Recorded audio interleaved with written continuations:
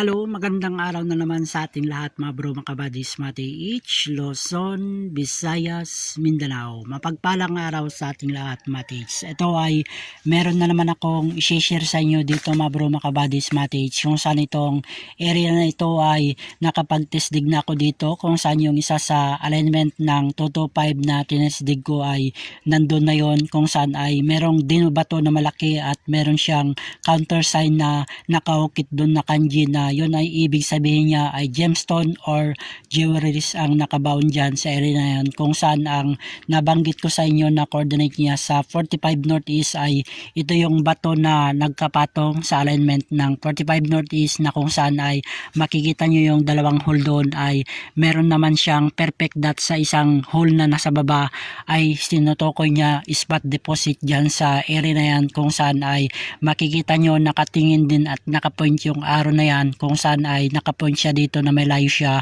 10 feet patungo dito sa portion na ito, kung saan ang coordinate niya ay ito ang bato na makikita natin na naka-puzzle type at meron siyang katabing puso dito, at ito ay naka-alignment ng 360 north. Ang coordinate naman ito sa 360 north patungo ng 180 south, dahil yung puso na yon ay meron siyang arrow na mahaba patungo sa 180 south. Meron tayong tatamaang malalaking bato doon at naka-triangulation, at yun ay symbolization din siya na fire element, kaya naka 180 at ito naman ay naka 360 north. At ngayon ang makikita natin dito, Mati-H, na bato, ito ang pinakamapa ng Hapon na naglagay sila ng mapa nila dito sa pinapahiwatig na spot deposit na nakatago dito, kung saan ay sinisimbolo yan triangulation at naka X alignment ng spot deposit na tinutukoy niya. Ang unahin natin, Mati-H, na spot para makuha natin ng triangulation na meron siyang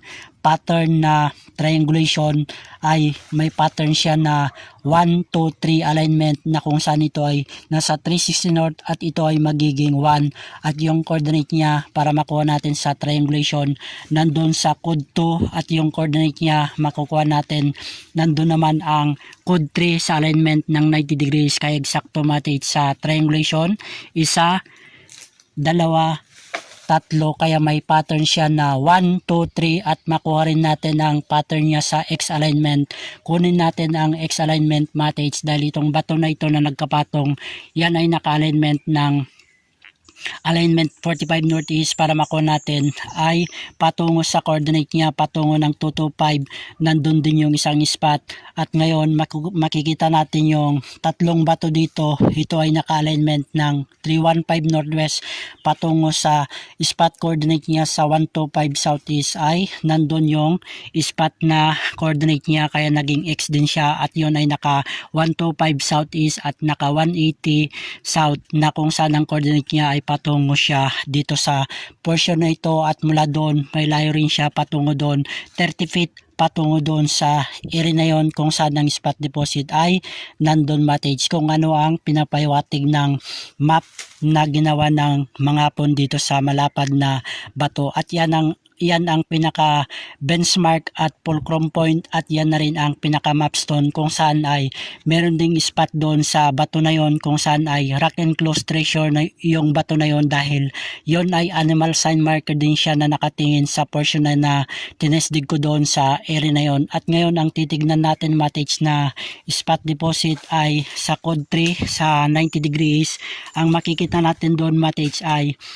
yung hole na sumisimbolo ng spot deposit, at yung bato na na-slash ay yan ang symbolization na wood element code 3 sa 90 degrees, kung saan ang spot ay nandyan mismo sa bato na yan, sa under ang spot niya, Mati-H, na kung saan ay meron tayong makikitang enter sign, symbolization enter, kung saan ay meron tayong makikitang nakakorting si din, at yan ang symbolization din siya alignment ng 90 degrees, at yun din ang symbolization ng door entrance, matage, kaya nandyan ang spot deposit matage. At yung spot din ng 180 south at 125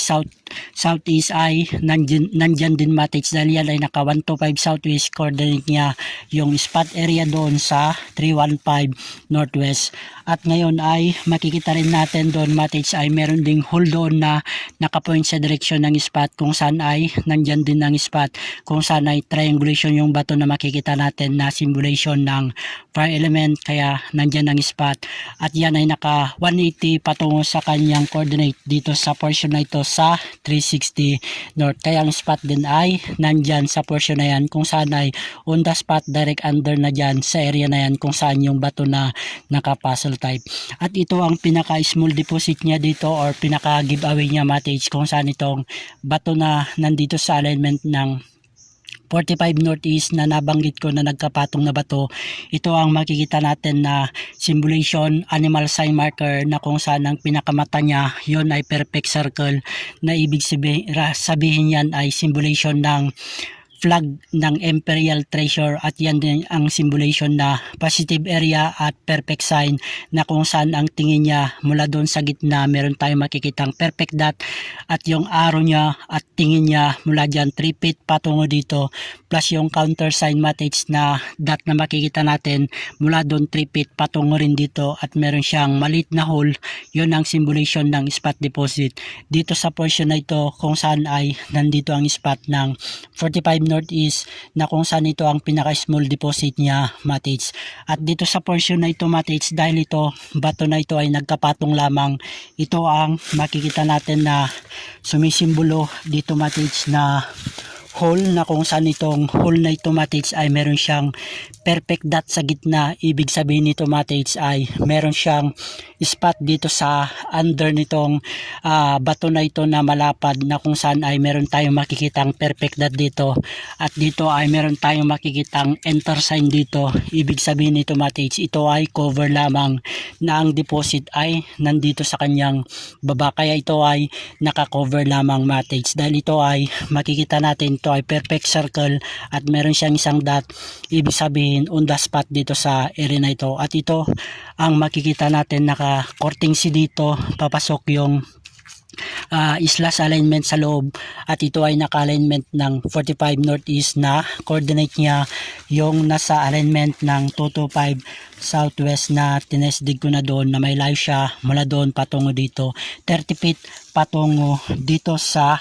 portion na ito matage. Kaya ang spot nga na isa na small deposit ay nandito sa portion na ito, kung saan yung animal sign marker na nakatingin dito sa portion na ito matage. At ito ay napakagandang sharing na naman sa inyo matage, ang na-share ko dito sa inyo para makita ninyo kung paano gumawa ng layout ng mga pon sa pagbaon nila ng kayamanan nung digmaang ikalawa. Dahil dito matage ay ang history dito ay talagang nagkampo ang mga pon dito nung digmaang ikalawa nung 1942. At diretsuhin natin dyan sa area sa baba matage ay nandyan lamang yung palayan, kung saan ay dyan ko mismo na interview si Manong, na nagkwento siya about history encampment ng Japanese Imperial Army noong 1942 dito sa aming site na ito matage. More tiyaga lang sa ating lahat, at huwag din tayong makalimot humiling ng gabay sa ating amang lumikha para tayo ay mag-guide